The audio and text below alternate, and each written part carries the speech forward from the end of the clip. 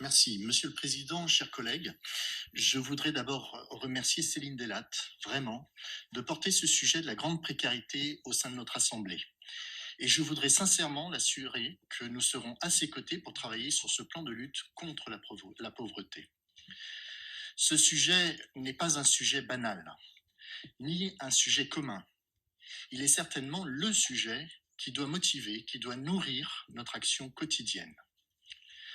Ce sujet ne fait pas appel à nos idéologies partisanes respectives, mais à la part d'humanité qui est au plus profond de nos cœurs.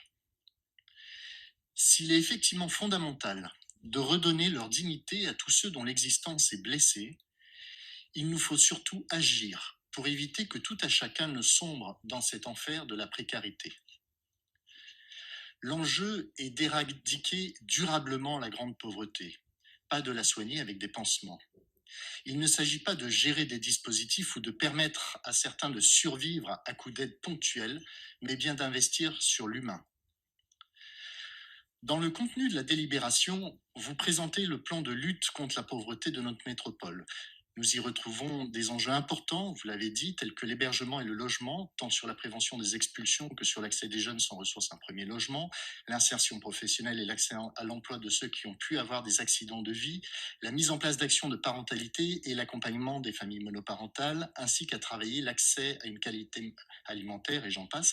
Vous avez raison, ces actions sont fondamentales. Mais si nous voulons collectivement avoir l'ambition d'éradiquer la grande pauvreté sur notre métropole, il me semble qu'il nous faut encore plus investir sur les personnes et sur leurs compétences, et ce, dès le plus jeune âge. Développer de façon significative l'accueil de la petite enfance, favoriser et développer la mixité sociale dès le plus jeune âge, soutenir encore plus les lieux de parentalité, développer toujours plus d'actions de prévention en matière de santé, renforcer les moyens éducatifs dans les territoires les plus fragiles. De même, il me semble fondamental d'intensifier les moyens pour accompagner les jeunes vers l'autonomie et vers l'emploi. Travailler un véritable plan d'accompagnement vers l'emploi, à la fois avec nos partenaires institutionnels, vous l'avez dit, mais aussi et surtout avec l'ensemble des entreprises de notre bassin grenoblois, véritables acteurs de création d'emplois. Un point particulier, mais non négligeable si l'on veut lutter contre la précarité, il s'agit d'agir avec l'aide sociale à l'enfance pour mettre fin aux sorties sans solution, à l'atteinte de la majorité des jeunes, du jeune. Je ne reviendrai pas sur les personnes exclues du monde du travail suite à des accidents de parcours, vous les avez évoqués. Alors, par ailleurs, je me permets d'insister sur la nécessité de nous doter d'indicateurs partagés et transparents.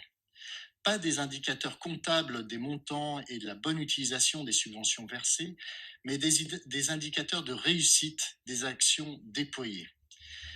Ces indicateurs pourront et devront nous permettre de mieux identifier les situations individuelles des personnes, mais surtout nous permettront d'évaluer notre capacité à éradiquer véritablement et durablement la grande pauvreté. La lutte contre la précarité n'est pas une question de posture ou de parole, mais nous impose des résultats, en affichant clairement des objectifs de sortie de pauvreté dont nous devrons rendre compte devant les citoyens.